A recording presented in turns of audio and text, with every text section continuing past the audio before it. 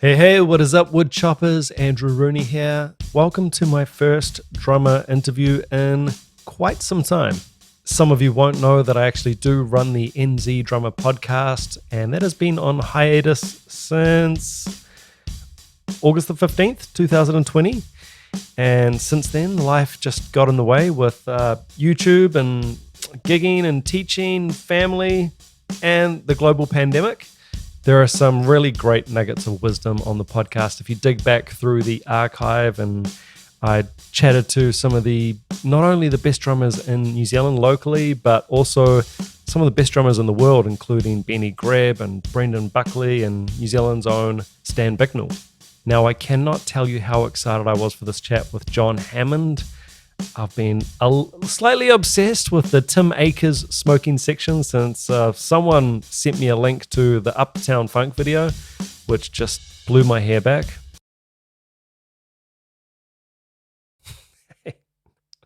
If you're not hip to Tim Akers in the smoking section, the link is in the description of this video. I was just so impressed with the incredible playing and fantastic arrangements in those videos, and I knew I had to speak to that ultra impressive drummer. Now, real quick, because John is a very humble man and he's not likely to drop names like I'm about to, some of the artists he has worked with, ready for it? Now, I'm borrowing this from his Gretsch player profile. Vince Gill, Jewel, Faith Hill, Olivia Newton-John, Barry Manilow, Whitney Houston, Miley Cyrus, Peter Cetera, Cliff Richard, Amy Grant, Aaron Neville, Larry Carlton, Christopher Cross, Michael McDonald, and on and on and on. You get the idea. John Hammond is a serious player. Ladies and gentlemen, the one and only John Hammond. Hope you dig it.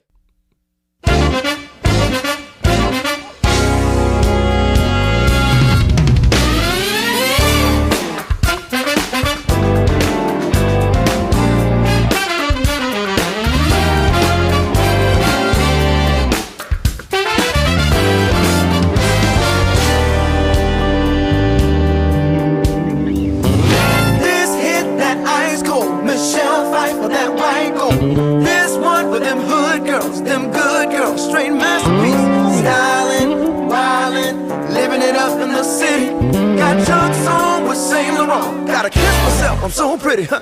Too hot. Call the police and the fireman. I'm too hot. Make a dragon wanna retire, man. I'm too hot. Say my name, you know who I am. I'm too hot. And I'm bad about that. Might break it down. Girls hit you, hallelujah. Girls hit you, hallelujah. Girls hit you, hallelujah. 'Cause Uptown Funk gon' give it to you. 'Cause Uptown Funk gon' give it to you. 'Cause Uptown Funk gon' give it to you. Saturday night we inside. Don't believe me, just watch. Come on.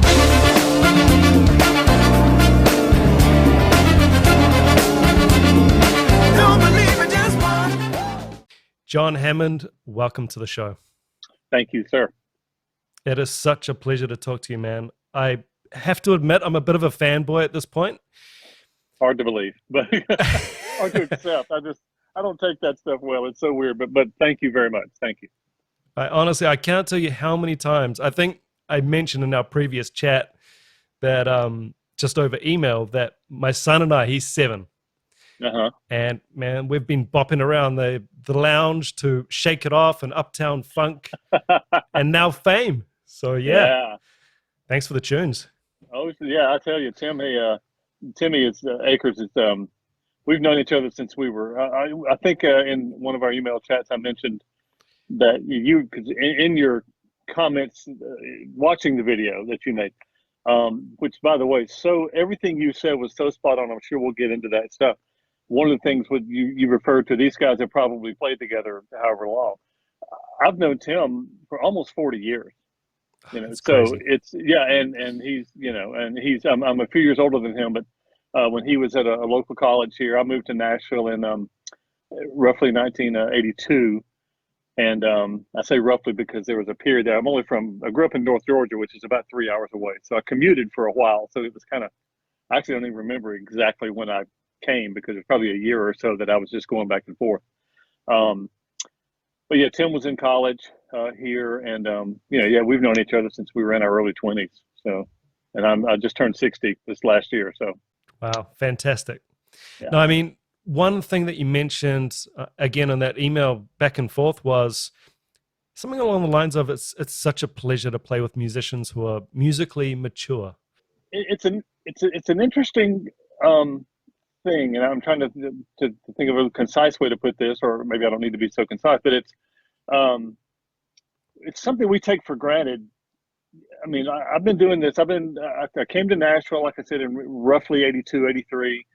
And I was on the road for roughly 4 or 5 years with a Christian singer named Russ Taff, who was wonderful.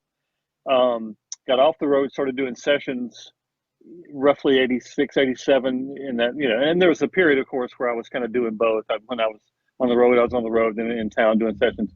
But then, the more you do it, and gosh, I'm hesitant to say something like the more you climb the ladder, because I hate the way that sounds, but the more in demand you become, and that's, I mean, I'm very thankful that we've, I've been able to, gosh, I sure hadn't missed a meal, so I'm doing something right. But, it's like everybody kind of ascends, and you kind of all get to a point where, you just expect a certain level of professionalism. I mean, and it's so funny. We all have kind of laughed before when it'll be, and this, again, it's going to sound odd, and please don't take it to mean it says whatever, but it's like, you say you're on a session, it's just a rhythm date with 4 guys, bass, drums, keys, guitar, and maybe one guy is not one of the regulars. One guy is like, and he might be a really fine player, but it's just, you're just aware that he doesn't really know exactly all the stuff that we just do without even thinking about it. Yeah. We're all making jokes, we're laughing, we got the chart, we're listening to a demo, we're making our notes, and we're just going through the motions because we've done it 8 million times, and here's this other guy who you can tell he's not really, and it's odd. But so to your question, yeah, it's just a relief. It's just, that I know when any of those guys in that band, and others as well, it's, if you're on a record date, if you're on a live date or anything, they show up prepared. They show up on time. They show up sober.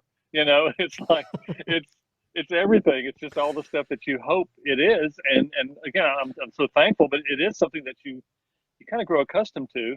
And really, if they weren't that way, they wouldn't be doing it, because there's a lot of good players, and it's a combination of obviously having the musical ability to do it and have that gift, but also just being a guy that's easy to be around and fun to be around. And it's just, I mean, you're in the studio very often, all day long, what we would call a triple, which is 3 sessions. The session is a 10 to 1, 2 to 5, 6 to 9, or the typical recording blocks. And we would call that a triple. And, so it's like, goodness, if you're not getting along well with somebody, then, it's just, so all of these things are kind of built, they're all kind of part and parcel of these, of being with these people. They're great friends. They're great players. And yeah, so it's, what it's like, it's wonderful. I mean, and it's difficult to do this kind of stuff, without people on that level, of both personally and professionally. That's so interesting. I mean, I would just love to keep digging down into the details of what you're talking about there, but got nothing to do. Just as much as you want. Just listening to how you described that, I thought about, I don't know if you're aware of the famous rugby team from my part of the world, the All Blacks from New Zealand. Please don't take offense that I am not. Okay, no, that's fine. They're considered one of the best rugby teams in the world, if not the best.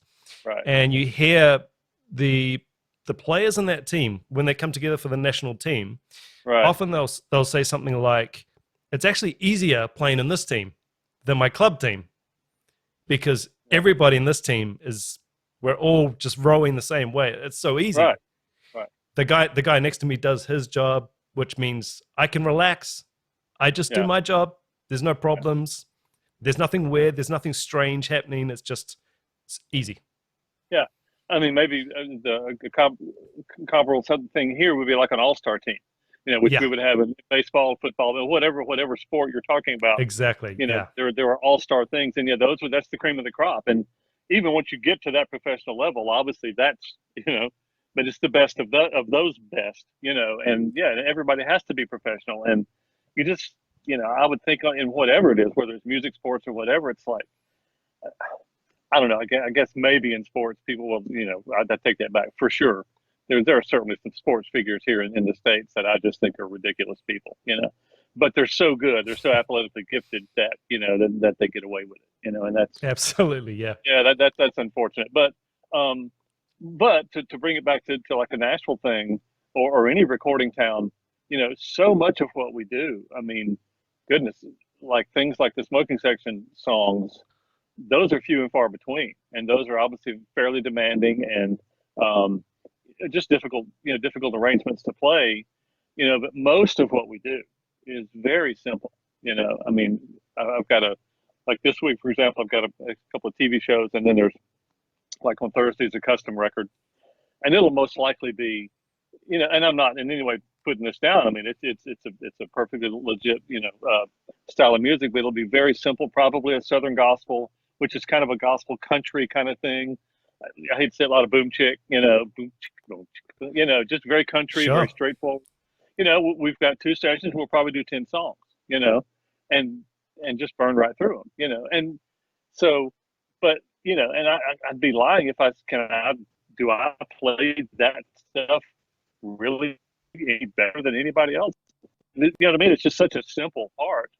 So that's kind of what most of us do. Not just that specifically, but like I said, the smoking section stuff that's the exception rather than the rule for sure. Mm-hmm. Can you talk to us about simple versus easy? Like you mentioned simple, and obviously a lot of the charts on the surface might appear simple. Let's say to a casual drummer or a hobbyist or someone who's not a professional session drummer doing it every day. Right. Can you tell us about simple versus easy and making the track feel good and doing the job? Right, and I think that's a wonderful distinction, and that's actually something my wife and I thought with her business that she works out of the house upstairs. So simple does not mean easy. They are 2 completely different words. Yeah. I actually thought about this as I was thinking about this interview, what we might talk about. It's very, very, actually in my entire career, one time had somebody booked a session that was 2 drummers on the date intentionally, not a mistake, but they wanted 2 drummers, like an old, I don't know if you're familiar with like the old Allman Brothers from the sure, 70s, yeah. 2 drummers. And they booked my friend Chris McHugh, who's a wonderful drummer, fantastic drummer, studio player here in town. And that worked really, really well because Chris and I we approach things so differently. He's from the Northeast here in Philadelphia area, and I'm from Georgia. We just kind of would approach the song differently. And so to have us both playing at the same time, well, it's the only time I've done it, but in a weird way, it really worked well because we kind of gravitated towards different parts. Anyway, all that to say is, other than that, you never get a chance to talk to other drummers. Well, fortunately, here I'm very good friends with the guys who would be my strongest, competition. But we all get together and have breakfast because we're good friends, and they, they're hilariously funny, incredibly talented people. I consider them dear friends. And so Dan Needham is one of them. Dan is just a wonderful drummer, plays with Michael McDonald, some other, just like a great player. And we were talking at one of these breakfast things, and Dan's like, guys, I played on like the hardest track I had to play on the other day. It just like wore me out. It was a country shuffle at 82 BPM. And so, and of course, and we got the joke because we're just like, yeah, that's boom, boom, boom. Oh yeah. And it is one of the hardest things to play. I can't play shuffle. I put my hand up. I cannot play shuffle. but that to me epitomizes exactly what you just asked. It's that is as simple as it can be. I'll do it for 3.5 minutes. Yeah, and that's the thing. And but you're having to make it feel right, and just that. And that's one of the weird things about Nashville. That really traditional old country stuff. Like the old school guys would probably call it stick and a brush. So it's a side stick and a brush, side stick, left hand, and so you're playing the shuffle with the right hand on the brush and the side stick with the left hand. And yeah, it's 1 and 3 on the bass drum, 2 and 4 side stick, and then the shuffle pattern. But it's just one of those things where it requires so much just concentration. And yeah, and I dare say any beginner who hears this interview is probably thinking that's ridiculous. He's crazy. That old dude doesn't know what he's talking about. But I'm like, just try it and try to do it right. And record it. Try and record it. The other thing, and record it. So yeah, if that answers your question, that is the first thing that comes to mind. That simple is not easy. That's an extremely simple part, and it's extremely difficult. So yeah. I think if we're talking about slow tempos and we gridded it out on Pro Tools, obviously there's more space between count 1 and count 2 and each downbeat, right? So to me, there's more space to fall in between, and then things start getting off and you're tempo correcting, speeding up to catch up, slowing down because you just sped up too much, and then it's all over. Well, I'll interject one thing because of something you just said, but it's something that I have, anytime I've been in a situation where I was giving some kind of class or I don't teach lessons because I'm not good at it. But a point that I like to make to people is that, look, a rest gets just as much attention as a beat.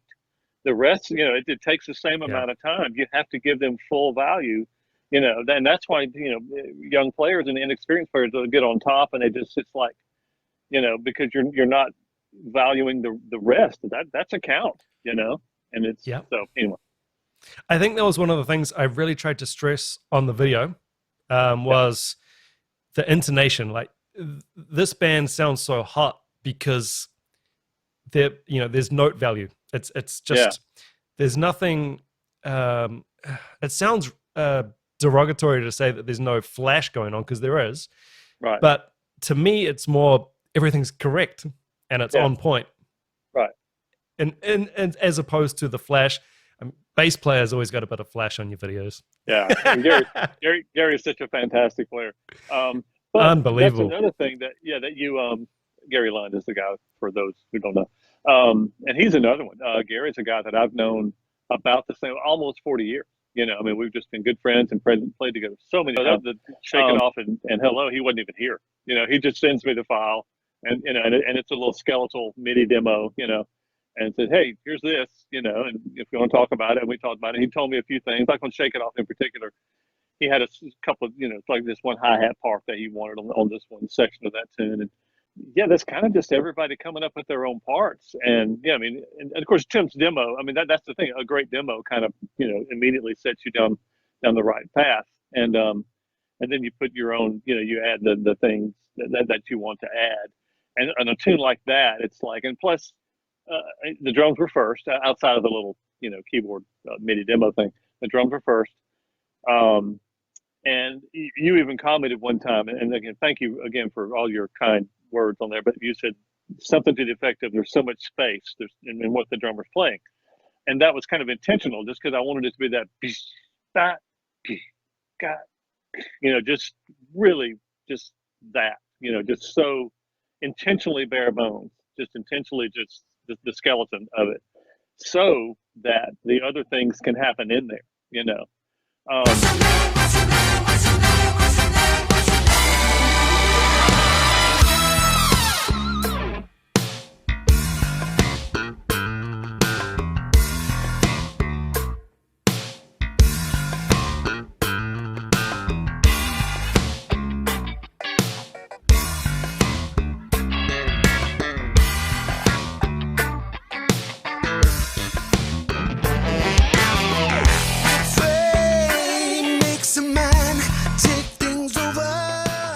And then Gary, of course, did his stuff, and then there's the cool that Tim's playing that great clav part, and then the Mark Baldwin's playing the kind of a skanky guitar part, we would call that. And but gosh, credit to them. It's yes, the drums are very simple, but the bass is moving, the clav is moving, the guitar is like, and yet it all works. It's like everybody, and it's to your point with these mature players. they totally know how to, and obviously they hear that they got the chart, they know the song, and we know that song. But you find a part, and that always fascinates me, even on another session, any kind of whatever, to watch everybody just kind of do their job. And it's like, the guitar player will go like to the keyboard player, the piano player, hey, so and so, what are you doing there in that second part? Blah, blah, and they'll just, okay, got it. And then so they'll either get out of the way or they'll do it with them. And so but they immediately understand what's a fight and what's working together. And they change the fights. They fix them. And Tim does all of the original arrangement. Is that right? Yeah. Okay. This is Tim's band. Something he put together. Gosh, I don't even remember when it started, but maybe 10 years ago, something like that. It was born out of Tim is a Yamaha endorser, and he would get called to be like the MD, the musical director of do a house band for like the NAMM show things in Los Angeles, and he would do charts and all that kind of stuff. And they were working with people like Chaka Khan or Gino Vanelli or you name it, like all these wonderful artists. And so Tim just started building up this library of great charts, Right. And they were and he was like, man, we ought to just get together and play this stuff sometime. I got all these Chaka Khan tunes, all these funk, these good R&B funk tunes. And that's kind of how it started. A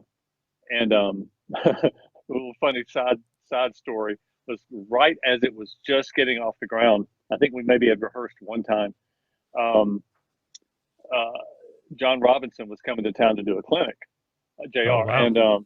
And so then Tim knew him because at the time I think he's a DW endorser now, but he was a Yamaha endorser then. And so they had met on one of these things. And so JR called Timmy and just said, man, I got to do this clinic for Forks Drum Closet, which is a great drum store here. And can you put together a band for me? And Tim's like, dude, I've got your band. This is already going. So the funny thing was Timmy calls me up and he's just like, hey man, good news, bad news. Good news, the smoking section's got a gig. Bad news, you're not doing it. And so then he explained. What a sub though. Yeah, right. What a sub. Yeah, I'll take JR as a sub any day. So, but yeah, that was the first gig, and there's actually a few YouTube things on that from that performance. But yeah, but they're Tim's arrangements, and I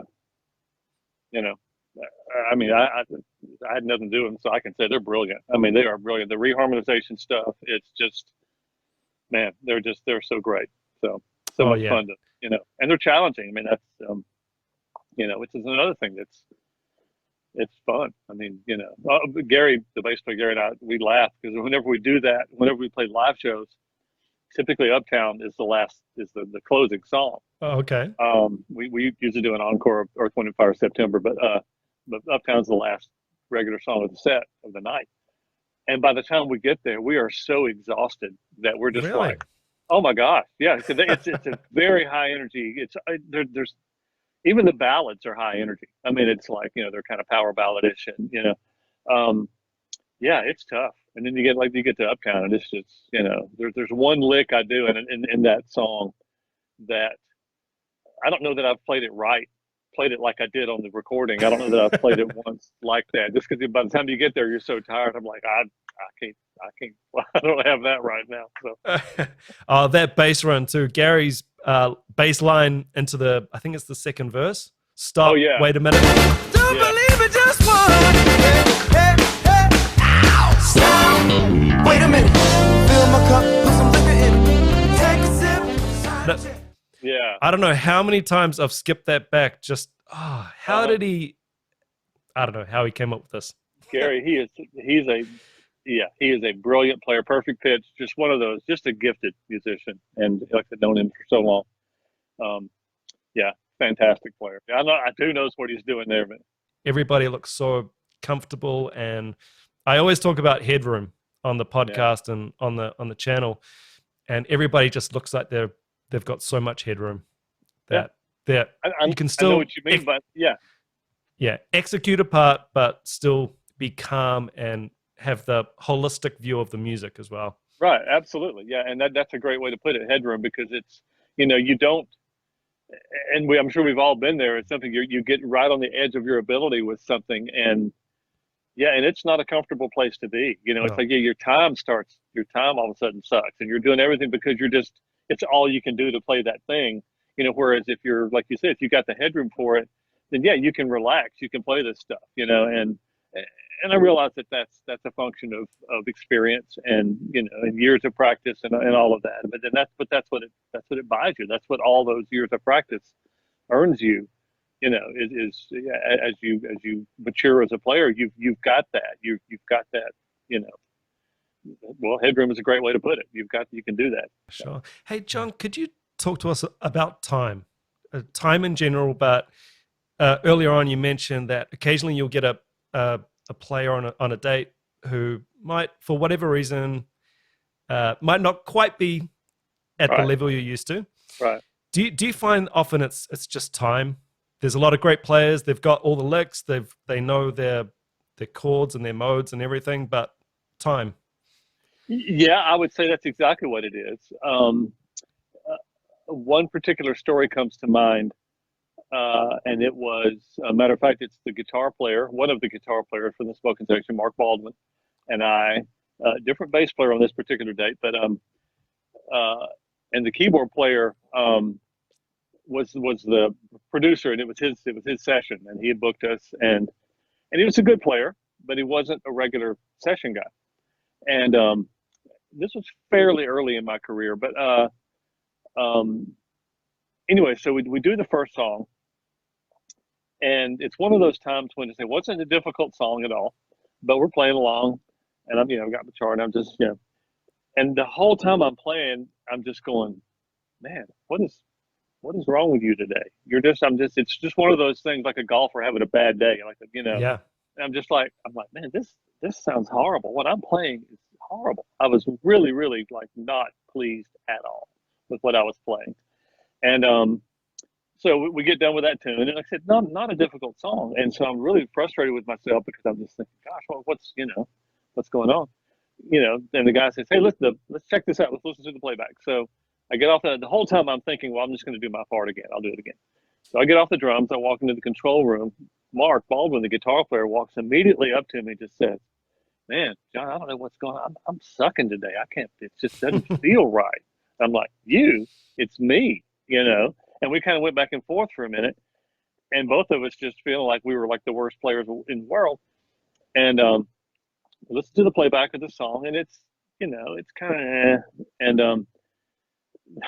the keyboard player producer guy walks out of the room for a second. The engineer hits mute on the piano tracks, and all of a sudden it went whoop, perfect, and we both were just like, and we both learned a lesson, and it was that it's like sometimes it can be, it's like it's so close, but if it's still not there, and then it's, I don't know if we're going to get into the whole pocket thing, but if it's not there, if it's not a pocket thing, if it's not in the pocket, it's like, and this was way before Pro Tools. So probably if you looked at it on Pro Tools, you would see that he was, just a little bit ahead of Just everything, but then we didn't have that luxury. So, yeah, but we were just like, oh my God. It's like, and I don't know that any of us could have picked him out just listening to the track. It's like, it was close enough, but, but you couldn't just go, oh yeah, the keyboard. Now, obviously if somebody's really bad, you can tell, but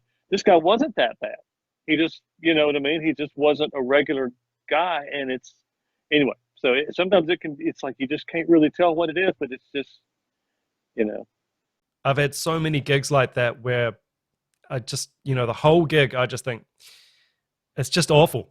It's just like you're rowing upstream, and it's just the whole night. How can this not be happening? And then you try and correct to how the other person feels it. Yeah. And then they slip further away because they're feeling it a different way. Right. That's a good lesson there.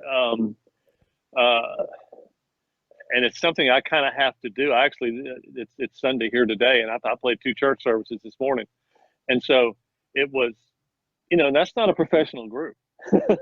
No. Those are church musicians, I'm very, very fortunate. There were some extremely talented there's a piano player that's from Brazil. And he's brilliant. He's won international awards and pipe organ awards, and but he is a pocket guy.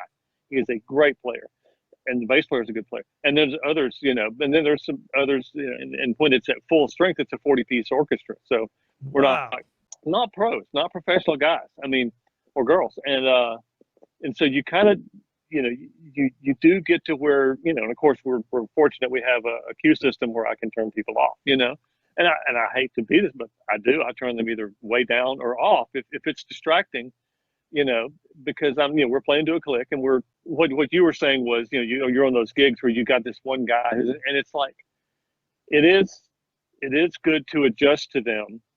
The bottom line is together is better than right, in my opinion, if that makes any sense. It's like, even if a player is not a great player, but what you were talking about, you're going to adjust to them. You're going to kind of lock with them. And a good player will do that. And it's a different world when you're playing with a click or you're playing with loops or things like that, and you can't adjust. You have to lock with that, period, no matter what this guy's doing. That's why you turn them off. You're playing with a click. Because it's like, I've used the analogy, if that's the right word, of it's like, there are sometimes these, with a less experienced player, they just do this stuff, and it's like somebody threw a cat on your back. It's like you just react to it. You're like, what just happened? Why did that guy play that? Well, it's just inexperience, and it's not like he's a horrible person. He's just not an experienced musician. He's not, that sounded really, really bad. Of course, he's not a horrible person. I get you. But, yeah, but it is that thing, and at some point it's just like, it's what separates good players from great players. You're saying it to me. It takes a great player to adjust to somebody and be able to kind of find their clock, so to speak, to lock with where they are.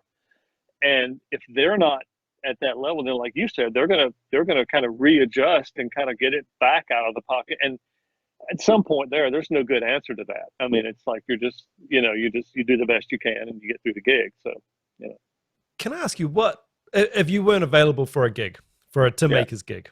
I'm sure Tim uses other drummers as well for various things, but what kind of things would Tim be looking for in a drummer for his group? Well, I know the guys that he calls when I can't do it. So, and interestingly, one of them is my brother. So, is that right? I'm not even the drummer in my family. So, oh wow. No, and it's the honest to goodness truth. It's like, that's a whole nother topic, and I'll get back to your point about the smoking section thing. But it's like, growing up, I wasn't, my joke, my little inside joke is I wasn't even the best drummer in the bathtub when I was a kid. I mean, it's like, my brother's a phenomenal drummer. Played on lots and lots of sessions here, and then he's kind of gone on to produce. He does a lot of the stuff for the Disney Corporation and for movies, for their parks, and all this other kind of stuff. He's a brilliant musician. And sometimes he'll come and do the smoking section gig. He has to really get in the woodshed though, because he just doesn't play that much anymore. He's doing all his programming stuff. And again, the smoking section gig is high energy. It can be, some of the songs are very difficult. Some of them aren't. They're just like an Earth, Wind and Fire disco song or something. They're great fun to play, but they're not hard, But to your question about what kind of a player, well, it's a pocket thing, obviously, and all of these songs are, the Chaka Khan stuff. I mean, it's like all of that, the Earth, Wind and Fire. It's all pocket. It's all it just has to feel good, and so Timmy's going to call somebody that just like I know Dan Needham has covered me several times. Scott Williamson, these are brilliant players here, and again, they're all part of that breakfast guy, that group that we all go and they're my good friends and fantastic players, wonderful musicians, and they play wonderful, and it's like, but every one of them we've all talked. It's like you talk, like after like Danny called me up and he subbed for me. When Smoking Section first came back, we didn't play for almost a year. There's a whole nother side story here with Tim dealing with cancer. Are you aware of that at all? Okay, that's a YouTube thing. Yeah, it was leukemia. Thank God he's on the good side of it. He had bone marrow transplant back in December, the first week of December, and then I think I'm probably using the wrong terminology, but they have like what they call their 100-day window where if all your numbers are doing what they're supposed to do. He was very fortunate, very blessed that his son was a perfect match, a 10 for 10 match Wow. for as a donor. Not as common as you would think with a son, but so yeah, that it was all great. And again, long Oh, story that's short, incredible. That's good to yeah, hear. he's on the good side of it, and he's doing great. But April the 23rd and 4th, we played, and because of COVID, they've gone to the clubs are they clear the club and wipe everything down and stuff. So rather than a long night with two sets, it's two completely separate shows, with a new crowd and everything. Oh, wow. Yeah, so it was great because we all made a lot more money. But It's always helpful. oh yeah, but I couldn't do the Friday. I was already booked on something, and so Danny came in and did that, and of course Danny calls me up on Saturday morning. It's just like, dude, man, that is he said it's so much fun, but it just wears you out. It's just hard. Um, but Danny's he's a great technician. He's great pocket, and the other thing, it's like he's just a wonderful guy, and we're all friends. It's like these are all the guys that all work together all the time anyway. It's like it's on most of the stuff that, and a lot of us work together in the contemporary Christian world over here, and came all through that world. And it's like you always knew it was going to be either me or Scott or Steve Brewster or Dan or somebody on the day or Garth Justice or handful of guys, Tony Moore, great players, and but everybody's kind of got that. They're all good players. They're great players. So um, there are certainly guys in town that maybe even play on a lot of records that if somebody said, "Would you think they would be good for a smoking section gig?" I'd go, "Heck no, they're not the guy. Mm. They could, that's not them. And whether that's an energy thing or it's some of the stuff is very like we do the song "Ain't Nobody" by Rufus. Great tune. That is yeah, and that is that talk about a tricky part. I don't even really know if JR overdubbed some of that. I'm not sure. I But think know he it's did. Yeah, I think he did too. I heard a rumor that he had to learn that song for the tour, Right. for the Shaka Mhm. tour.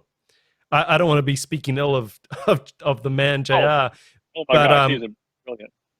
but I have tried to learn that part, and with the because the open hi-hats are on the 16th.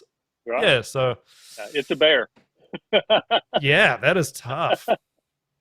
And the way he makes it feel is obviously incredible. Oh yeah, that man, gosh, JR, he's talk about pocket. Again, young kids, you could probably pull up 50 songs that JR played on.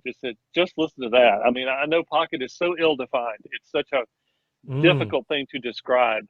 I heard some people. I think it's like some people use pocket and groove, kind of. That's the same thing. But it's like if someone has to explain it to you, you won't understand it. And I don't know. You know it when you hear it. Yeah, exactly. It's and that sounds a little dismissive and a little condescending. I don't mean for it to be that way, but it really is when you're young and you're trying to figure out what this thing is. You're telling. Let me go back to the time thing because when I was in college, and again because my brother was such a great drummer, I wasn't even a music major. I was in pre-law. I was not chasing music at all. It's not too late, man. You could go back. Yeah, right. I need to go back. But I remember when back then, and I was playing with the jazz band at school, at a school called Valdosta State College in South Georgia.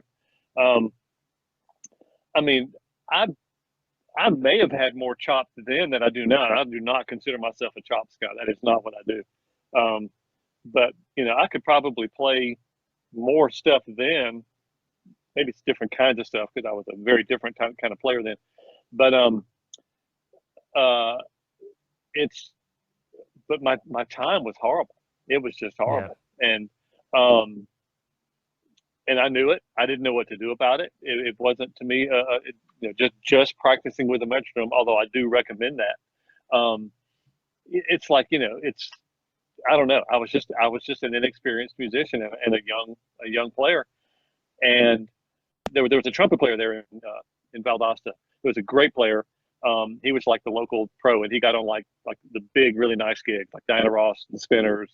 This is back in the 70s, the Jacksons. He was playing on those tours as a trumpet player in the band. So great player, And I don't mean for this to sound whatever, but it's like when I kind of finally just woke up to it, and it was just like the light bulb came on, And then Jack Benson was his name, and Jack came to me. And he said, it used to be that I thought John Hammond, great drummer, he's got time problems, and then he just said, well, you don't have time problems anymore, and it's just like, and Oh, fantastic. I don't know what it was.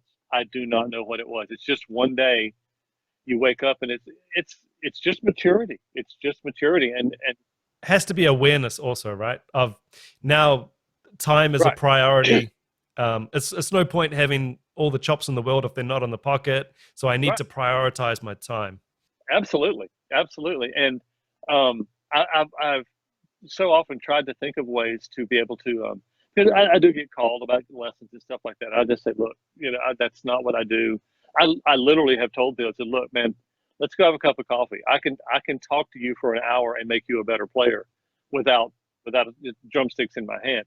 And it's just because, like I said, I just turned 60 years old. I've been doing this for so long. I've seen it all. I've done it all. Thankfully, I can say that. It's some kind of weird. I don't know. It really is. You just get to that point where you don't have to think about it anymore. And I think it's kind of, okay, here's a really weird story. This popped into my head, and I'm sorry. This is going to sound so. You go. Whoever's You go listening to this, I remember back when I was on the road, of course, and it wasn't my lovely wife upstairs, but I was dating this girl, and we were breaking up, and it was just a bad romance, blah blah blah. And I was torn up about this girl. I was just torn up about it, and we were playing this gig, and I think I literally was probably crying through half of it. Not. And it's funny now, it wasn't then.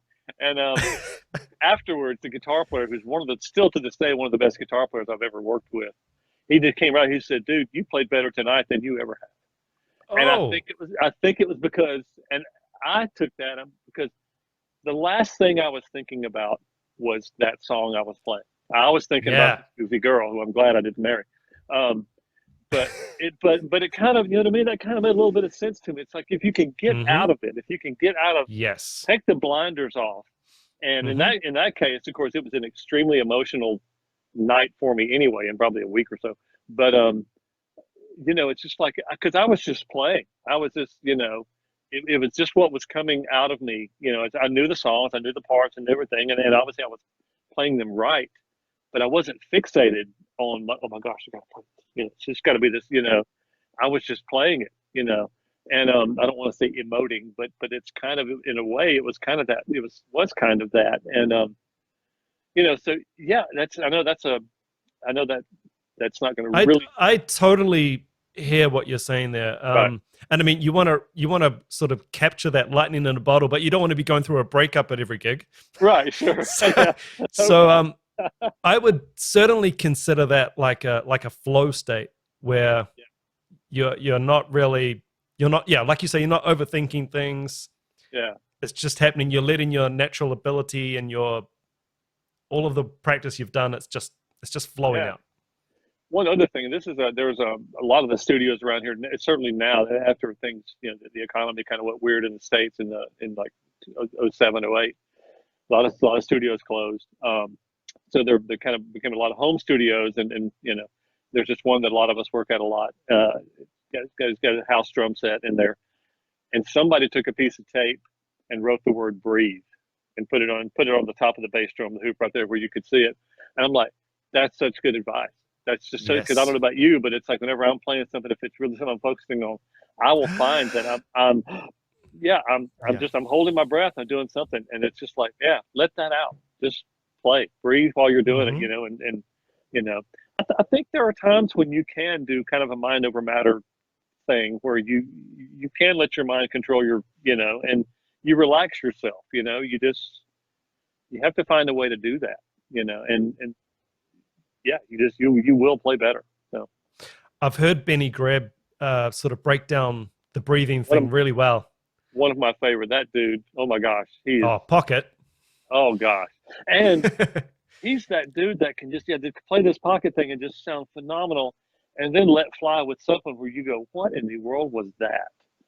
What did he just do?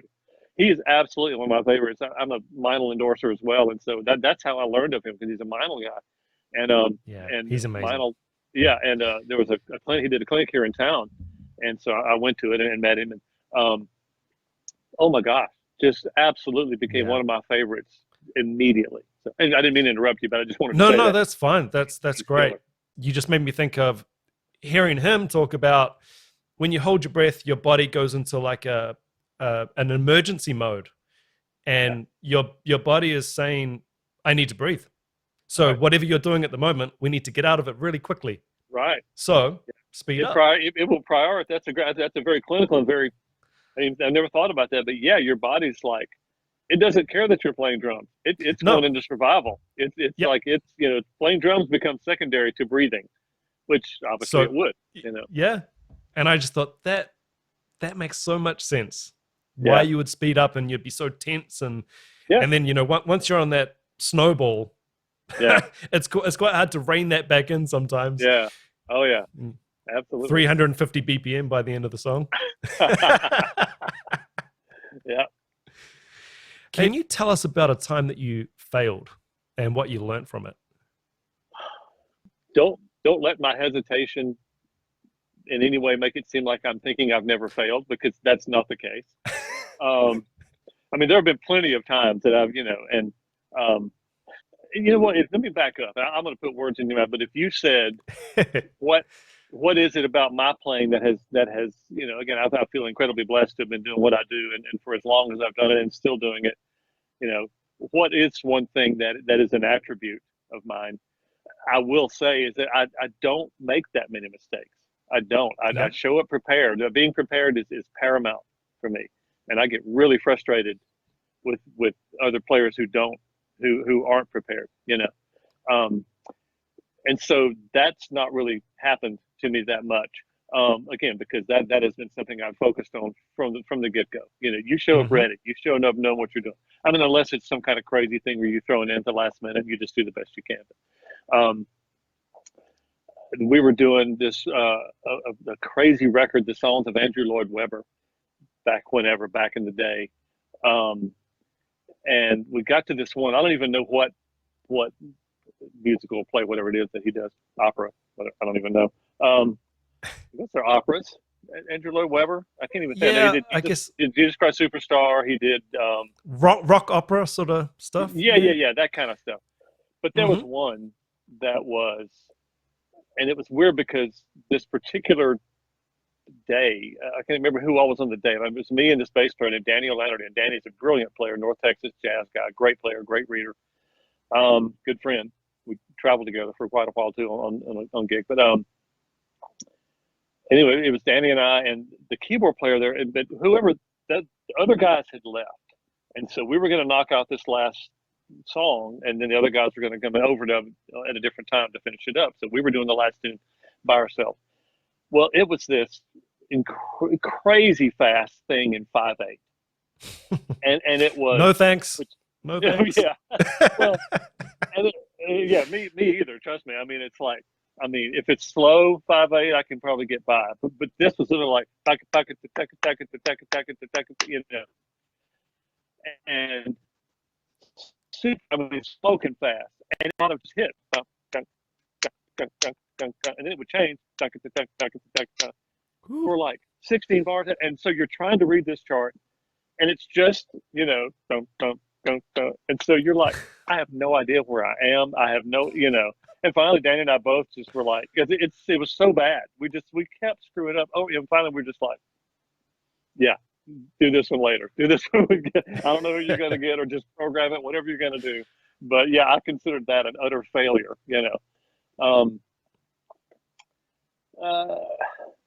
Yeah, I mean, there have been plenty of times that I fell off a riser one time in front of a couple thousand people.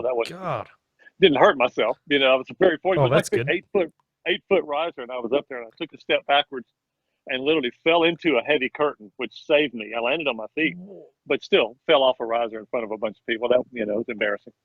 I've often been in that situation, like a theater gig, where I've thought, if I get up the wrong way, I'm going right off the edge here. Yeah.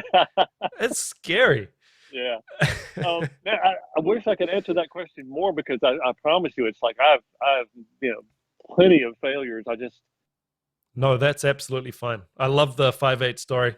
Oh yeah, there's another one, and this was it's probably about 10 years ago, but well into my, and it was just one of those crazy moments where again, a regular group of players who are very seasoned, guys that I work with all the time, great players.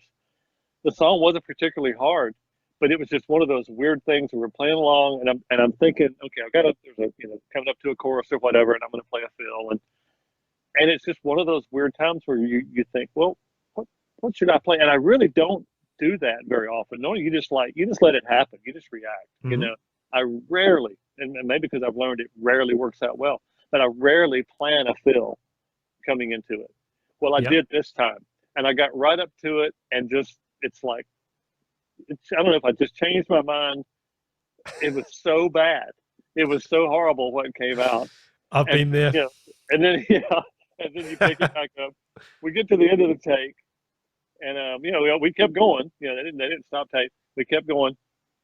And then so as soon as the song rings out and they stop that, everybody just dies laughing, because, and the producer's like, "Yep, we're making a recording of that," and then sending it out for everybody. I mean, I was able to go back and fix it, but it really was just one of those mistakes that was just like, you're like, how can anybody who considers himself a pro play that? How does that ever? It'd be the equivalent of a great, rugby player, a great football player, whatever, running back, and I don't mean great, but you know what I mean. But a pro, and he's running down the field, and he just falls down, for no reason. And I know it's happened, but it's like, you're supposedly a professional athlete, and you can't even stand up. That's what that was like for me. So I've had that exact thing. Now, it was a covers gig, and there is a fill in the Kings of Leon song, "Sex on Fire." Uh-huh. It's not a difficult fill. Right. I don't know that song, so Okay. And I had pretty much learnt the song note for note, and it was at a gig, and I don't know what happened. I had the same thing. I had some kind of crisis in the 1.5 seconds leading up to the fill, and my brain just went out to lunch, and it was so bad. It was so bad. I mean, a lot of times people at a covers gig, they're drinking, they're not paying, they don't care what the drummer's playing. Right. But it was so bad, people were laughing in the bar. Yeah, when a bar full of drunk people turns around to react to what you just played, that's pretty bad. You need those humiliating situations. I just thought of another one. This is kind of a funny one. And interestingly, it was with Akers. Tim Akers was on the gig playing piano. We used to do this live radio show from the Ryman, which is the Ryman Auditorium in Nashville. It's a very famous, the Grand Ole Opry, all that, But it was live radio. It's a show called Sam's Place.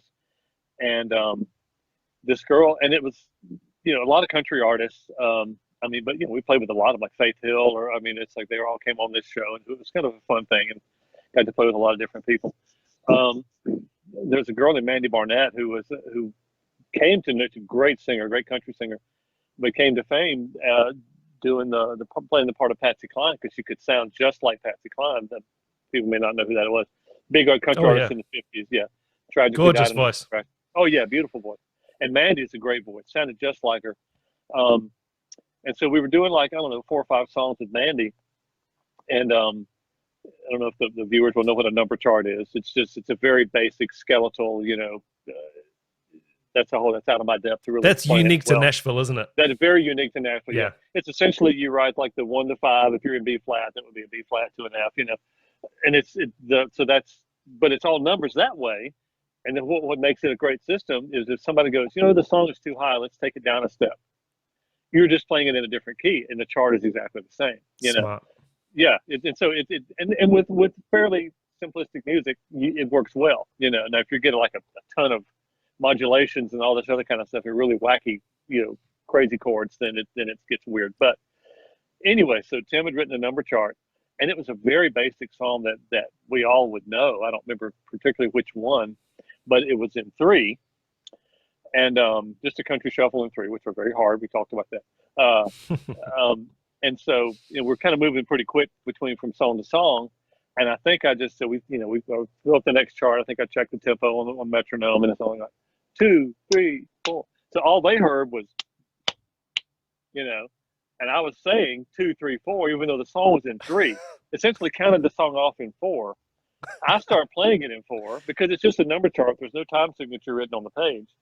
I just, and it's, again, when you on some of these Sam's Club, Sam's Place, excuse me, gigs. I mean, we had like one time like 18 songs and you've got like 3 hours to learn it, and it's live radio. And so it's like, there are those times when you throw up a chart or you move a chart and okay, here's the next song, and you just stare at it. You go, I have no idea what this song sounds like. I cannot remember. You hopefully you've made good notes and you can kind of. But a lot of times, if it's a song you see the title, you go, boom, I got it. But this is one that like I said, I just counted it off, and so I was playing in 4. Everybody else is playing in 3, and I'm just going. Hey, it's a modulation, man. Yeah. We came back together like after, about halfway through the verse, I realized, oh, it's me. They don't suck. I suck, So. Oh, that's fantastic. Yeah. Can you tell us about who are some of your formative drumming influences? Yeah. I was thinking about that. I mean, when you saw the Fame thing, you were talking about all the session players that you like. Obviously, me too. I mean, oh my gosh, Jeff Porcaro. Oh yeah, huge number one. Carlos, yeah, Porcaro's amazing. Carlos Vega was another one that I just feel was like no one talks about him. Oh my gosh! And I'm not going to say he was more influential than Jeff, but equal to Jeff for me. And strangely similar in a way to Jeff. Right? Yeah, exactly. That's you're right. There's a few songs. There's a record that kind of all of us around here knew back in the 80s. The artist is a guy named Finis, Henderson. It was a Motown record. Mm-hmm. If you don't know that record, I highly recommend it. Finis is spelled Finis, Henderson. And it doesn't list particular, rather individual song credits. It just says Jeff Porcaro, Carlos Vega. I think Jeff and Carlos were, And some of those, it's like, and some of them are obviously Jeff. And the others, I'm like, I don't know if that's Carlos. I don't know. It's fantastic. It's killer. It's perfect.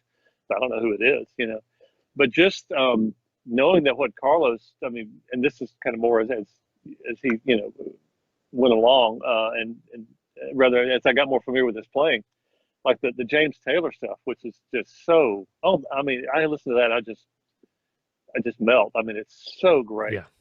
And then there's interestingly, they cut it in Nashville. There's a piano player named Matt Rawlings, who's a brilliant jazz. He played on a ton of country records, but he's a brilliant jazz player. And that record is called Balconies, if you ever get a chance to hear that. Okay. But it's this, I mean, burning up-tempo samba stuff.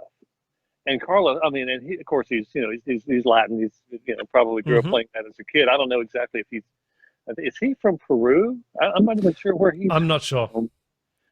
Maybe from Chile, but anyway, but most likely grew up playing that kind of music. And I don't mean that sounds like a bad stereotype, but you know what I mean. But we know him for all this other stuff, like the JT stuff or whatever. That's just he's such a brilliant, or the Lee Ritenour stuff or whatever. Amazing session player. Could be completely anonymous when he wanted to be. Olivia Newton-John. Those are some great records he played on for Olivia Newton-John. Just straight up pop stuff that was fantastic. I didn't know that was him. On the Olivia Newton-John stuff. Well, okay. Some of it, not a lot of it.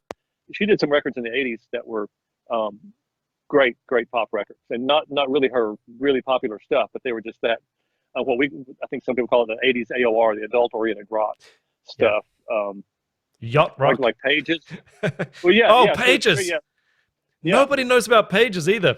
Oh my gosh, we do it around here. I mean, and that's one of those things. It's like that. All of those records. Well, Tom Hemby, one of the other guitar players in the smoking section, is really good friends with Jay Graydon, who produced Pages and Al Jarreau and all that kind of stuff. But back to Carlos, yeah, he could, gosh, talk about versatile. I don't know, Jeff was too. But to me, a great thing about any of those guys, and obviously somebody like Steve Gadd, we all, he's up there with everybody. It was Benny Greb at that clinic that I heard, that somebody asked him that same question, who did you like? And he was, he said, essentially just what I said, well, we probably all listen to a lot of the same guys because they're brilliant. And he said, like with Steve Gadd, he said, and of course he could say this more easily than a lot of people than me, but he said, it wasn't that Gadd played anything that most professional drummers can't play. I mean, some of it's tricky, but he said, it's just the way he played it. Oh yeah. And you know, and then that it, and it's another of those things that's intangible things like that a tune like 50 Ways to Leave Your Lover, which is so just the dynamics and the way the ebb and flow dynamically of that. I can play the notes of that groove, Yeah, but right. and I've recorded it, and I've even thought, hey, it's sounding pretty good. I'm going to record it. Listen Yeah, back, yeah, million miles away. yeah. It's so hard. I've spared myself the humiliation of trying to record it and play. I've played it in a band and done my best, and yeah, it's just hard, you know. And but it's hard. It's not hard because of the sticking, although it is tricky. But it's hard. It's just to make it feel like that. It's just got all the, you know, just the way it does this, and in such a perfect way, it lopes along with the high points and the low points within that groove. I'll tell you two guys though that you might that were very influential to me, and you've never heard of them. I told you I grew up in the North Georgia area, north of Atlanta. There were two bands in Atlanta in the late '70s and the early '80s. A band called Mother's Finest. Okay. The drummer's name was Barry Borden. Okay. You should check out, and everybody listening should check out this song called Baby Love. We do it in the smoking section. It, in a lot of ways, is probably something that inspired Tim to do the arrangement Fame, because it's, thank you again, commented on some of the bass drum things that I did. You know, I stole those from Barry Borden. I stole those from Mother's Finest. That's the stuff that he would play. Yeah.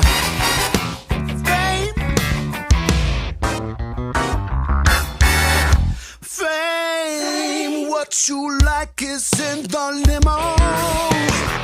Fame, what you... That one record, it's a record, Mother's Finest, Another Mother Further is the name of that record. 1977. Okay. Yeah, check it out. Check it out. He is, oh my gosh, fantastic. A little later, like early '80s, there's a band. They were kind of in the, well, I guess we called it new wave, not punk, but kind of a new wavy kind of a thing. A band called the Producers. I think they only did like 3 records, but their first 2 records called just the Producers, and then You Make the Heat. The drummer's named Bryan Holmes, and unbelievable player. I mean, actually, I was listening to XM the other day in the car, and a Blink 182 song came on. And I know everybody talks about Travis Barker, and I know I'm sure he's a great player. I'm just personally not that familiar, but I know everybody talks about how wonderful he is. I listened to that and I went, sounds like Bryan Holmes to me, you know. Is that right? And yeah, and there's some stuff that Bryan Holmes plays that, I mean, it's just so good. It's so even. He'll play all this really fast singles and all that kind of stuff. And it's just a machine gun, and it's just so great. And he comes up with these cool beats, and the band was just a really good band. I kind of, you know, this is not exactly, but they're kind of like a blend of the Beatles and the Police. Oh gosh, I have to check it out. From the early '80s, and so it has that kind of a new wavy kind of vibe about them. Interestingly, both of those 2 records are produced by the same guy, a guy named Tom Worman. Great records, very, very influential records. I still hear things that go, I got that, I stole that from Barry Borden, or I stole that from Bryan, or, you know. But like, What You Gonna Do for Me? It's a Chaka Khan tune, and it's Ferrone on that track. Ferrone? Yeah, yeah. And it's just like, yeah, you hear it, you just go, gosh, that's so. I wouldn't change a note of what he played. It's perfect. You know, it's just so great. I want to go back 1 second. I had the pleasure. I never got to meet Jeff Porcaro. He was gone. I did get to meet Carlos, and I referred to before the drum store, Forks Drum Closet. It's a wonderful drum store here. It's do you ever see the show the Andy Griffith Show? Do you get that in New Zealand? No, haven't seen it.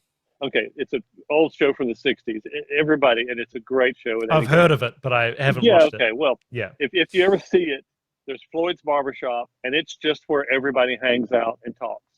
Okay. It's just, and there's a lot of scenes filmed in Floyd's Barbershop. Floyd's cutting somebody's hair, and they're just talking. Forks Drum Closet is Floyd's Barbershop. At least it was before COVID. And so that's where you would go. And like I was in there just the other day, and I saw my good friend Greg Morrow, who's a brilliant drummer. You know, and you see all these people. You see all your drummer friends that you never get to see anywhere else, and so you just talk. You know, and it's been that way for years and years and years. Well, this would have been I don't remember when Carlos died. Was it Is it in the 90s? Has he been gone that long? I'm not sure, but I'm not obviously, sure. he was still alive, obviously, in this story. Um, and he was in town. I think he was working on a Vince Gill record. Um, a great percussionist named Tom Rody, who's also sadly, tragically, he passed away a few years ago. Um, Tom's a good friend, and they came in Forks, and I was just in there looking at something, and I just kind of looked up. I'm like, that's Carlos Vega, And Tom, being a good friend, he sees me and he immediately goes, hey, he grabs Carlos and brings him right over to him and says, Carlos wants you to meet John. And so it's just, of course, I'm just like, Yeah. this guy just, it's so influential to me. And I can never do what he does, but the way that's how I feel talking to you, John. Oh, please.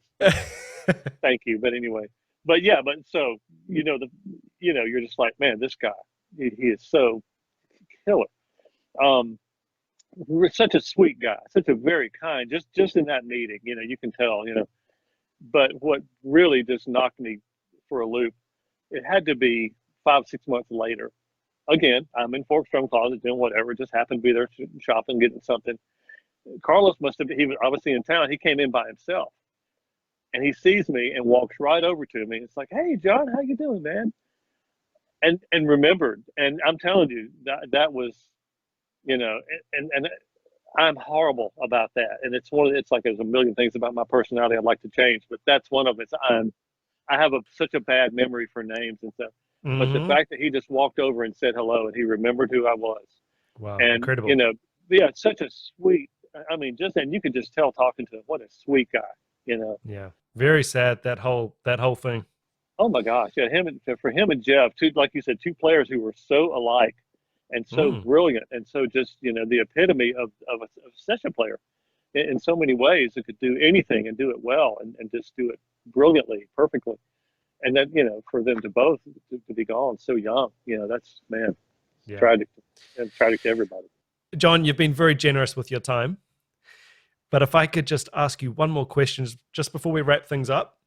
Do you want to give a drummer shout out to someone who, perhaps a friend or someone up and coming who you feel like deserves a little bit more attention? And Andrew, you're not going to believe this one, but it's the young drummer that I think people will be hearing about at some point is my nephew, Chipper Hammond. And he is this kid is insanely talented kid. I mean, back when he was like 13 or 14, I think he's 24 now, something like that, 25 maybe. But he would be in a band, and it's like other drummer friends would hear him, and it's just, it wasn't chops, but they're just like, we talked about pocket. There was like, you can't be a 13-year-old and have pocket like that. You just, and then he picks up a guitar. My brother bought him a guitar, and like within a few months, he's just, he's doing hammer-ons and just killing it. Sits down at the piano, and it's just like his last year of high school, there was a talent show, and he played in a band, drummer in a band in one act.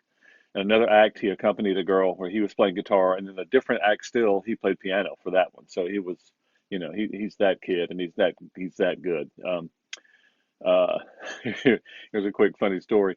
He calls me up. This has been probably just a couple months ago, and it was that kind of, they call me Uncle Johnny. Uncle Johnny, call me. It's important. I need to talk to you. And so, you're thinking, oh, hopefully, and he's not a bad kid, but you're like, oh, I hope something's not happening. He's scared to tell his dad. Hopefully it's not that. So call him back. And he's like, Uncle Johnny, how do you get a deep, fat snare sound? So I thought, this is the kind of problem we like. So anyway, great kid. And I'm telling you, people, I think, I sincerely believe that, it won't be long before people are like, man, Chipper Hammond. He's not younger. He's not younger because he's actually a year older than me. But I guess under the heading of the best drummer you've never heard of, I have a good friend from Atlanta named Scott Meeder, Meeder.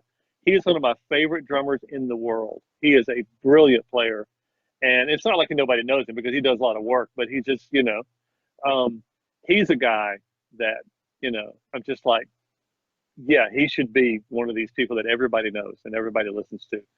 All the attributes that we've talked about, pocket, just, the kind of sneaky, scary chops where he'll just be playing along, and he'll do something. You go, wow, what did he just do? I don't even know. And a wonderful guy. He's a dear friend. Man, he's killer. My memory's so horrible. This is a really loaded question because obviously we're going to leave people out, and then as soon as we hang up the call, you're going to go, I can't believe yeah. And the guys I mentioned that we have breakfast together, the Dan Needham, Scott Williamson, Garth Justice, Steve Brewster. I mean, these are just my friends, and they're all the guys around here. And it's not like they're not well known, because I'm sure they are fairly well known, but just brilliant players, but just wonderful people. Just it's Nashville. The music community here, and I think, like I said, the guys in the smoking section, all that, it's like that's 16 people with guys and girls that are just, and everybody gets along great. It's like you get to a gig and you're like, hey, man, Chris, I'm sorry, we still hug. Forget the freaking COVID thing. It's like, you see your friends, and it's like, it's great to see them, and it's like you do the gig and everybody has a great time. There are no problems. There are no people who are just problem people. They just aren't. They're not there. They get weeded out pretty quick. They really do, and it's so simple. You got a great player, no problems. Great player, problems. We're not going to. We don't need the problems. Sure. So anyway, yeah. I hope that answers your question, but that's No, that's absolutely fantastic. Yeah. John, thank you so much again for your time, and everybody needs to check out Tim Akers. I've been doing backflips over the band for, I don't know, the last year or so now, and just amazing stuff, man. We have in July, do you know the big Sweetwater company that you can mail order audio gear? Do you know that company? Mm-hmm. We are going up to Sweetwater and recording 5 songs to be able to finish an album, so that Timmy can put a record out of these, and then some original stuff. And I don't know if there'll be any more of the reimaginations or if it's all. I don't know what we're doing, but I know a couple of them are originals. You just do what you're told.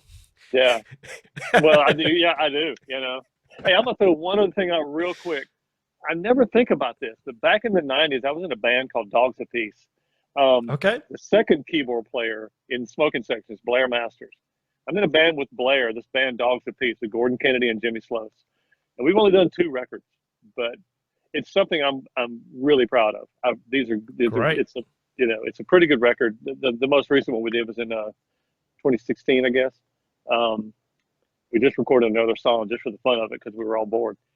But that's, again, it's some of the same people, me and Blair, and it's just another outlet. That's just Gordon's a brilliant songwriter, and it's pretty rock. It's a little different kind of a thing. So, but anyway. Well, this is great because I love this when you start going down the rabbit hole on a certain player, and then you find out who their friends are. I mean, I did this with Toto when I was a kid. Right. Obviously, first of all, you love Africa. You fall in love with the song Africa. And then you start digging into the album tracks. This is all good. And then you find out, they played on this album, Michael Jackson. And then you just start going off on all these different directions. So thank you so much for that Absolutely. Info. I can link to that in the description and the notes for the chat. Great. Cool. Yeah. All right. Hey, John, thanks again, man. All right. Thank you, buddy. All the best, my friend. Same to you, my friend. Take care. We'll talk again. I'm sure.